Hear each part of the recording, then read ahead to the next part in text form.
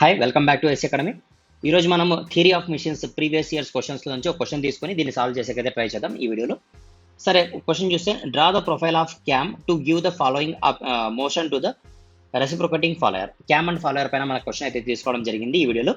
First ఏమి అంటే మనకు outward stroke during 120 degrees of the cam rotation, dwell 30 degrees, return stroke 120, dwell 90.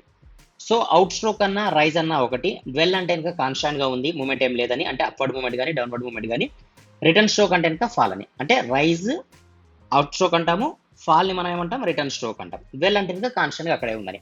అంటే మనకు తెలుసు కదా, క్యామ్ అండ్ ఫాలోయర్ తీసుకుంటే మనం ఫర్ ఎగ్జాంపుల్ ఇది మన క్యామ్ తీసుకుంటే ఇక్కడ ఫాలోయర్ ఉంటే కనుక ఈ ఫాలోయర్ ఈ క్యామ్ రొటేట్ అయ్యేటప్పుడు కొంచెం స్టేజ్ వరకు, అంటే ఒకసారి ఆ క్యామ్ ప్రొఫైల్ ని బేస్ చేసుకుని పైకి పోతే దాన్ని ఏమంటాం అవుట్వర్డ్ స్ట్రోక్ అంటాము, కిందికి వస్తే దాన్ని ఏమంటాం రిటర్న్ స్ట్రోక్ అంటాము, పైనకి వెళ్ళి అక్కడే కానీ లేదంటే కిందికి వచ్చి అక్కడే కానీ కొంతసేపు ఉంటుందని మనం డ్వెల్ పీరియడ్ అంటాం. దీని గురించి మనం డిస్కస్ చేస్తాం ఈ వీడియోలో, ఓకేనా. సరే, డీటెయిల్గా అయితే డిస్కస్ చేద్దాము విత్ డయాగ్రామ్తో, సొల్యూషన్తో పాటు. అప్పుడు మీకు నీట్గా అర్థమవుతుంది. అంటే క్యామ్స్ నుంచి మనకు వచ్చే క్వశ్చన్ని మనం మిస్ చేయకోకుండా 10కి 10 మార్క్స్ అయితే మనం గ్యాదర్ చేయొచ్చు, 10కి 10 మాత్రం స్కోర్ చేయొచ్చు ఎగ్జామ్ పాయింట్ ఆఫ్ వ్యూలో. సరేనా, ఈ క్వశ్చన్ సాల్వ్ చేసే చూద్దాం. ఏ మెథడ్ యూజ్ చేయమన్నారంటే మన క్వశ్చన్లో స్ట్రోక్ వచ్చి 30 mm అన్నాడు, తర్వాత minimum radius of the cam వచ్చి 25 mm అన్నాడు. సో ఇక్కడ minimum radius of the cam అన్నా లేదంటే బేస్ సర్కిల్ అన్న మనకి ఇస్తాడు. Minimum radius of the cam అన్నా లేదంటే బేస్ సర్కిల్ అని ఇస్తాడు మనకు. సో బేస్ సర్కిల్ అంటే ఇంకా మనం క్యామ్ ప్రొఫైల్ ఏదైతే మనం డ్రా చేయాలో దాన్ని మనం ఏమంటామంటే base circle or radius of the cam, minimum radius of the cam అంటాం, ఓకేనా. మరి ఫాలోయర్ స్ట్రోక్ అంటే ఏమంటే ఇంకా మనం ఏదైతే వెలాసిటీ డయాగ్రామ్ వేసుకుంటామో, ఎందుకంటే మనకి ఇక్కడ ఏమన్నాడు యూనిఫామ్ వెలాసిటీ మెథడ్లో డ్రా చేయమన్నాడు, కాబట్టి స్ట్రోక్ అంటే కనుక మనం వెలాసిటీ డయాగ్రామ్ వేసుకునేకి యూజ్ చేయాల్సిన హైట్ ని మనం స్ట్రోక్ అయితే తీసుకుంటాం. అంటే స్ట్రోక్ ఎంత ఇప్పుడు మనకు 30 mm, క్లియర్ ఆ పాయింట్. అదే minimum circle or base circle యొక్క రేడియస్ ఎంత అంటే 25 mm. దాన్ని కన్ఫ్యూజ్ కావద్దండి. సరే, ఇప్పుడు మనం ఏం చేయాలంటే కనుక ఒక వెలాసిటీ డయాగ్రామ్ అంటే యూనిఫామ్ వెలాసిటీకి మనం అప్రోచ్ చేయాలంటే కనుక ఫస్ట్ ఒక బాక్స్ లాగా అయితే దీన్ని ప్రిపేర్ చేసుకోండి. ఇంకో బాక్స్ ఫార్మాట్లో ప్రిపేర్ చేసుకున్న తర్వాత మనకి ఏమి ఇచ్చినాడు, అవుట్వర్డ్ స్ట్రోక్ ఇచ్చినాడు ఫస్ట్ 120 degrees. సో మనం 120 degrees ని మనం ఇన్ టర్మ్స్ ఆఫ్ స్కేల్లో రాసుకుందాం. అంటే ఎలా రాసుకుందాం అంటే ఎవ్రీ 20 degrees అనేది 1 సెంటీమీటర్కి ఈక్వల్ అన్నట్లు మనం అనుకుందాం, అజ్యూమ్ చేసుకుందాం. లేదంటే మీరు రాయాలనుకుంటే మీరు ఎగ్జామ్ ఆన్సర్ షీట్లో కూడా రాయొచ్చు. సో 120 degrees నేను ఏమనుకుంటానంటే 1:20 ప్రకారంగా తీసుకుంటే డ్రాయింగ్లో ప్రకారంగా 6 సెంటీమీటర్స్ కింద రాసుకుంటా, ఓకేనా. అదేవిధంగా 30 degrees నేనేం రాస్తానంటే 1.5 సెంటీమీటర్ కింద రాస్తాను.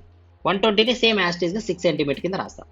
రిమైనింగ్ అంతా అట్లే వదిలేస్తాను. అంటే ఇక్కడ నుంచి నేను స్కేల్ తీసుకొని 6 దగ్గర ఒక లైన్, 1.5 దగ్గర ఒక లైన్, 6 దగ్గర ఒక లైన్, ఇంకా రిమైనింగ్ ఎంత ఉంది వదిలేసేయండి, దాని గురించి అయితే మనకు పర్లేదు, ఓకేనా. సరే, ఇప్పుడు చూడండి మనకి ఏమి ఇష్టం అంటే ఫస్ట్ దాంట్లో స్ట్రోక్ అవుట్వర్డ్ స్ట్రోక్ అంటే రైజ్ అని ఇచ్చినాడు. ఇక్కడ మనకి ఏం కావాలంటే రైజ్, ఈ ప్రొఫైల్ రైజ్ కావాలా. తర్వాత ఏముంది మనకి సెకండ్ స్టెప్లో డ్వెల్ అంటే కాన్స్టాంట్ ఉండాలి. తర్వాత ఏముంది రిటర్న్ స్ట్రోక్ అంటే ఫాల్ డౌన్ కావాలి. తర్వాత ఏముంది మనకు డ్వెల్ పీరియడ్ ఉంది. అంటే మనం ప్రొఫైల్ ఈ విధంగా ఉండాలి. సో దీన్ని మనం కన్వీనియంట్గా డ్రా చేద్దాం కోసము పార్ట్స్గా డివైడ్ చేసుకుందాం ఒక్కొక్క సెక్షన్ని. సో 6 సెంటీమీటర్స్ ఉంది, 1.5 ఉంది, 6 ఉంది. సో దేనన్నా కూడా ఈక్వల్ పార్ట్ డివైడ్ చేసుకుందాం. నేనేం చేస్తానంటే 4 parts డివైడ్ చేసుకుంటా. 6 సెంటీమీటర్ని 4 parts అంటే ఒక్కొక్కటి ఎంత ఉంటుంది 1.5 ఉంటుందా, ఎగ్జాక్ట్లీ 1.5, 1.5, 1.5, 1.5, 4 parts, 1.5, 1.5, 1.5. సార్ డ్వెల్లో వేయడం మర్చిపోయినారు. డ్వెల్లో వేయాల్సిన పని లేదు మనము.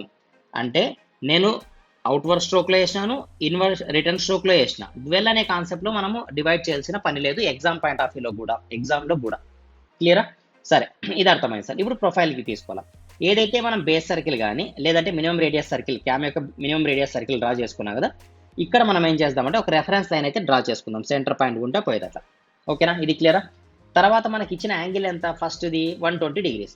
సో మనం ఇక్కడ ఏం చేయాలంటే 120 degrees దగ్గర ఒక పాయింట్ పెట్టుకుందాం. అంటే ఈ రెఫరెన్స్ నుంచి 120 degrees ఎక్కడ ఉండొచ్చు మనకు 120 degrees అంటే కనుక ఎగ్జాంపుల్కి ఇది 90 degrees ఉంటుంది కాబట్టి 120 degrees ఇక్కడ ఉండొచ్చు. అంటే ఈ యాంగిల్ ఎంత ఉండాలి మనకు 120 degrees ఉండేదట డివైడ్ చేసుకుని ఫస్ట్ యాంగిల్.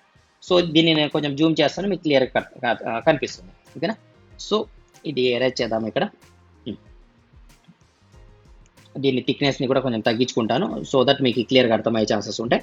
ఇది 120 degrees, ఓకేనా, 120 degrees.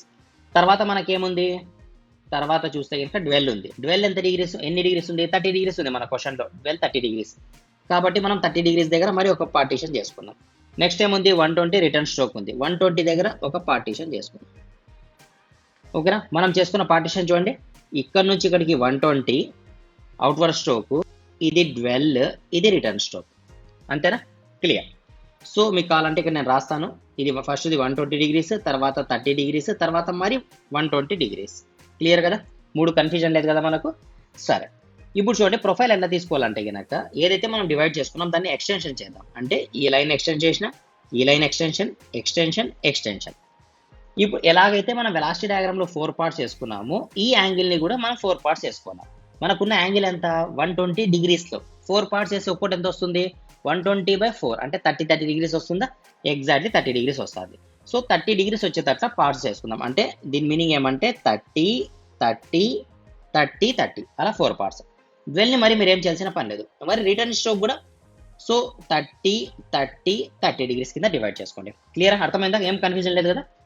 ఇప్పుడు చూద్దాం దీన్ని ఏం చేయాలంటే మనం స్కేల్ తీసుకొని లేదంటే రౌండర్ తీసుకుందాం. స్కేల్ కానీ రౌండర్ కానీ ఏదో మీకు కన్వీనియంట్ ఏది ఉంటే అది. ఫస్ట్ మనకేముంది? అవుట్వర్డ్ స్ట్రోక్ ఉంది, రైజ్ ఉంది. సో స్టార్టింగ్ పాయింట్ 0 కదా, అంటే ఈ మెజర్మెంట్ 0 కాబట్టి మీరు కూడా ఇక్కడ 0తో స్టార్ట్ చేయాలి. తర్వాత ఈ గ్యాప్ ఎంతైతే ఉందో అంటే స్కేల్తో మీరు మెజర్ చేసి ఆ రౌండర్తో మెజర్ చేస్తే ఫస్ట్ దానిపైన పాయింట్ ఇక్కడ పాయింట్ పెట్టి ఒక ఆర్క్ ఏంటి రౌండర్తో తీసుకుంటే ఈ డిస్టెన్స్ అయితే ఎంతైతే ఉంటుందో అంత ఆర్క్ వేద్దాం.